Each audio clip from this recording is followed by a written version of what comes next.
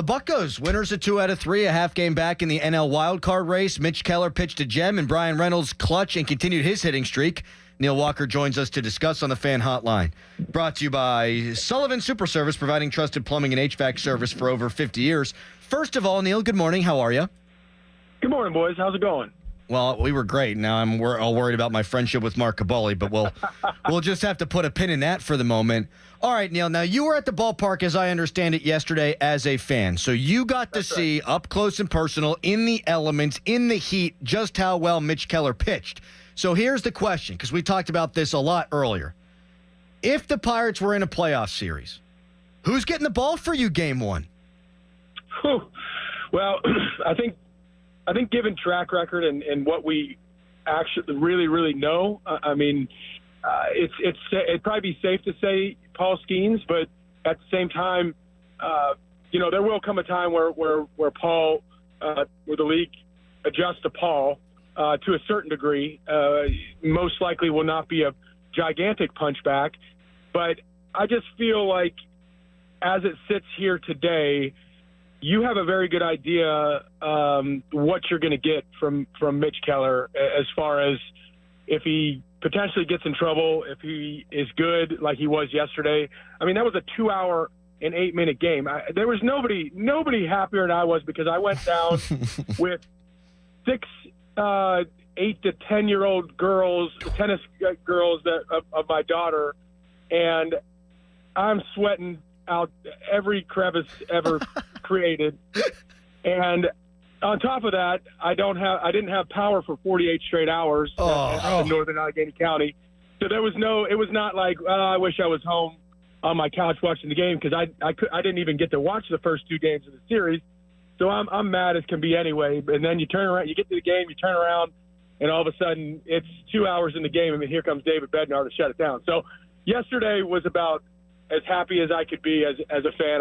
I wasn't working. I was watching the game. Even though it was hot, I knew that there was no better place to be, and you got Mitch Keller on the mound just sitting guys down left and right. It was quite a day. But to straight up answer your question, as it sits here right now, I'd want Mitch Keller throwing game 1 in a 3-game series. Neil, is it safe to say that as we stand right now and, as we sit here right now, that Mitch Keller and Paul Skeens should be all-stars? Yeah, I would say that's probably very much a good statement. I mean, I think that Colin Holderman may have, at least from a pitch what he's actually accomplished. I mean, if you dig through his numbers, and obviously it's a different situation from a voting standpoint, but if you dig through his numbers, he's been, he gave up a 2-run home run his third pitch of the season in Philadelphia, and has basically given up like 1 or 2 runs ever since. And one of those runs was lost in the lights by G1 Bay in Toronto. So, but yes, I think it would be fair to say that. It is hard. It is hard conversation, because in most instances everybody wants to see the best players at the All-Star game, but there's also instances where guys come out of the blue. For instance, the shortstop in Colorado, he probably deserves to be potentially the All-Star, the starter at shortstop at the All-Star game, but the way the voting process works, you're most likely going to get Philadelphia or LA Dodgers, regardless of who's at shortstop for them. That they're probably going to get voted in based on just the fan base size alone. So it'll be interesting to see how they handle the Skeens situation, because I think everybody wants and feels like he is one of the best pitchers in the league already, and he should be on the All-Star game.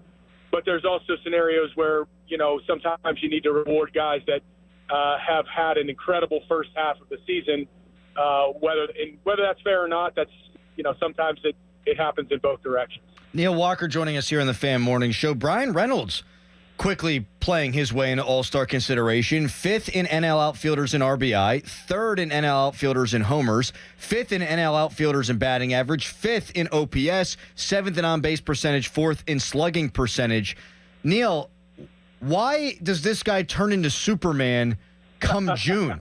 Is there any explanation for something like this?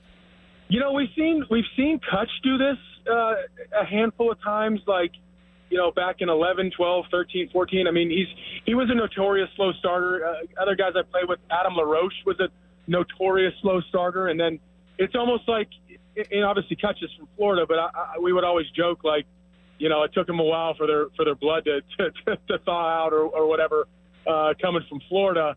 But yeah, it's wild. If you dig through Bryan Reynolds' numbers, especially in June, I mean, I think he's since 2019, as of a couple weeks ago, he was the seventh best. He had like the seventh best WAR and seventh best average and on everything. And he's just continuing to do that. There will be some bad news on this is hot take item stuff right here. There will be some bad news on the hitting streak for Bryan Reynolds though, because it sounds like he may have potentially got a hit taken away from him last week, and that will most likely end his hitting streak. What? Wait, what's hit? Wait, do you remember the play? I don't know. I can't remember exactly the one, which one it was. I think they said it was this past Saturday, which would have been in Colorado. But I can't. Oh, you know what it was? It was a ball he hit the left field, and the left fielder thought he was closer to the wall than he was, and kind of gator armed the ball, and it kicked off his glove, but he wasn't necessarily right up against the wall, and that was the only hit he had in that game. So it sounds like his hitting streak will have ended at, whatever that was, 4 games ago, or yeah. What? So, that's crazy. That pisses me off. Like Joe DiMaggio, how many games of his streak? I'll have to look this up. Did Joe DiMaggio only have 1 hit? We weren't replaying the games back then. Like, come on. That's ridiculous. That really annoys me.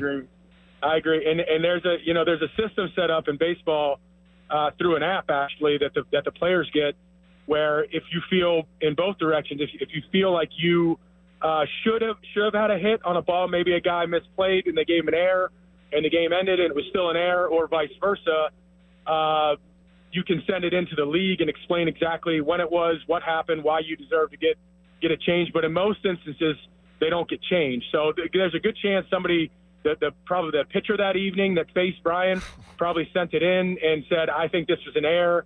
And they most likely reviewed it. And oh, what a nerd! If you care about your ERA, don't play in Colorado.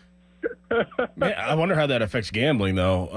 Low key. But wow, what if you had Bryan Reynolds to get anytime get a hit or something? Right, they had 2 base. Wow. Yeah, I didn't even think about that. That's really interesting. Yeah.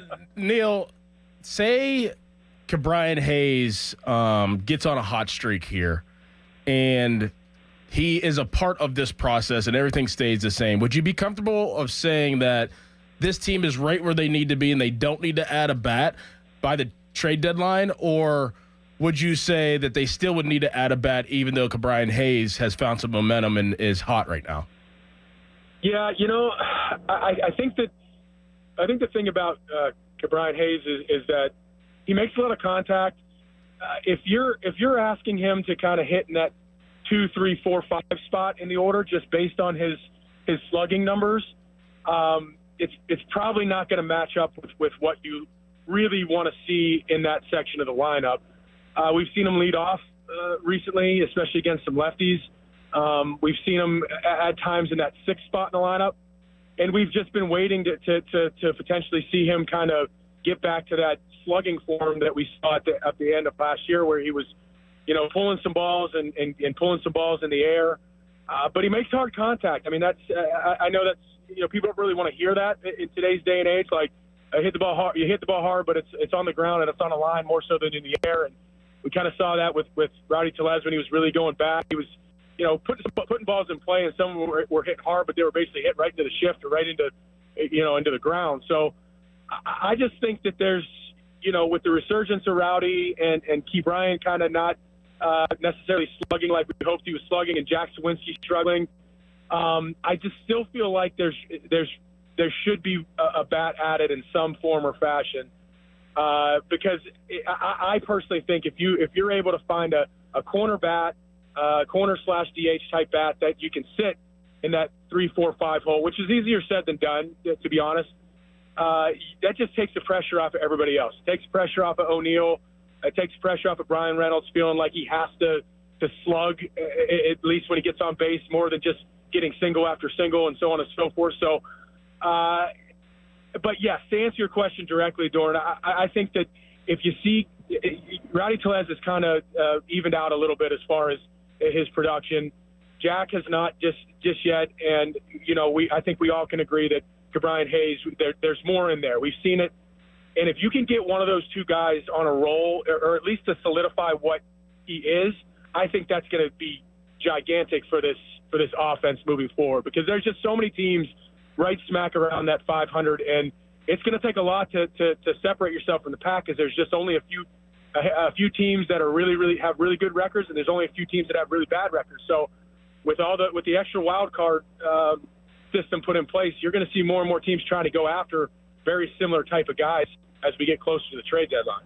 Neil, I'm a little bit surprised that when your power was out for 48 hours that you didn't just go and buy a new house, to be honest. Well, I had a portable generator, and that was connected into the freezer, which was nice. And we do have a generator that is connected to the AC and the fridge, but that didn't work for 24 hours as well. So we go figure. When you need something, it doesn't work. But we got it eventually. Somebody came out and got it kicked on for us. So happy to hear it. Mm-hmm. Thanks for your time, buddy. We'll talk to you next week. All right. You guys have a good week. All right. You too. What a guy. All right. Neil Walker. Let's buy another house. Yeah. Must be nice. He's got $500K just sitting around. I'll buy another house. Yeah, it must be nice. That'd be cheap for him. Very cheap. How about Bryan Reynolds getting his hit streak taken away? Yeah, that's wild. I have not seen that reported anywhere. So Neil kind of breaking the news here. Yeah, I trust him. Oh, God, does that really tick me off? Like, you have an official score for a reason. You make the call in the ballpark. When the game is, you can change it during the game, fine. You want to think about it, you want to talk about it, fine. But a week plus later, when a guy's got 18-game hitting streak, that's ridiculous to me. Mm-hmm. So he said that was 4 games. So he'll still have like a 12-game hitting streak or something like that. What do you say? It hit the wall, or that outfielder gator armed it? Like, I don't remember the play. If you remember the play, because there are people out there that will. Text it to us at 412-928-9370. Brought to you by Edgar Snyder and Associates, a personal injury law firm. They always say there's never a fee unless we get money for you. Or you can tweet it at us. I know there's a guy who loves our show that won Pirates tickets through us. Skeen Stash or something. He's always cutting up videos. He might have it. Mm-hmm. Someone tweet it to us, because maybe it should have been an error. I don't know. But that really irritates me.